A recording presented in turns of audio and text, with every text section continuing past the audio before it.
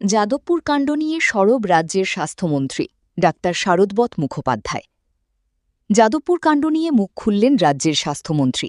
প্রতিবাদ কর্মসূচি নিয়ে বামপন্থী রাজনীতির বিরুদ্ধে তীব্র আক্রমণ শানালেন তিনি।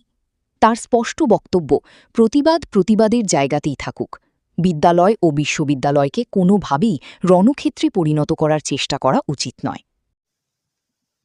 প্রতিবাদের জায়গায় থাকুক, বিদ্যালয় বিশ্ববিদ্যালয়ে প্রতিবাদটাকে রণক্ষেত্রে পরিণত করার প্রচেষ্টা করবেন না। বামকে প্রত্যাখ্যান করেছে জনগণ, নকশালবাদ নিপাত যাক, স্বাস্থ্যমন্ত্রী দাঁড়িয়ে বলছে। নাগরিক প্রত্যাখ্যান করেছে, বারবার নির্বাচনে দেখিয়ে দিচ্ছে নাগরিক যে বামপন্থার সঙ্গে বাংলা আর নিজেকে জড়িয়ে রাখতে চায় না। বাম শূন্য বাংলা বারবার কিন্তু সামনে তুলে ধরছে। নির্বাচনের মাধ্যমে জনগণরা তারা রায় দিয়ে দিয়েছে। আপনারা শূন্য হয়েই রয়েছেন পশ্চিমবঙ্গে, নিশ্চিহ্নের অবকাশ রয়েছে। শূন্য থেকে নিশ্চিহ্ন করার দায়িত্ব বাংলার নাগরিক নিয়ে নেবে।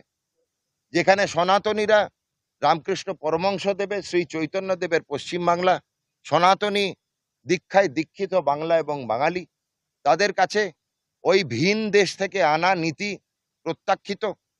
মার্কস এবং লেনিনের ধ্বংসের লীলার যে নীতি, যেখানে উনি রাশিয়ার রাজ পরিবারের পুরো পরিবারবর্গকে রাজনীতির নামে খুন করেছিলেন, যেখানে মাওবাদ দেখেছি চায়নায়, যেখানে ট্যাঙ্কের সামনে তিয়ানানমেন স্কোয়ারে একটি যুবককে হত্যা করা হয়েছে, সেই হিংসার রাজনীতি ভারতবর্ষতে নেই। ভারতবর্ষের প্রায় সবকটি রাজ্যে, 2-3টে ছাড়া, ভারতীয় জনতা পার্টি। পশ্চিমবঙ্গে 2/3 ভোটে আমরা, সিটে বিধানসভায় পশ্চিমবঙ্গে আমরা। এখন বাঙালি সনাতনী ব্রতী, দয়া করে নকশালবাদ, মাওবাদ, লেনিনবাদ, মার্ক্সবাদ বাঙালি বাদ দিয়ে দিয়েছে।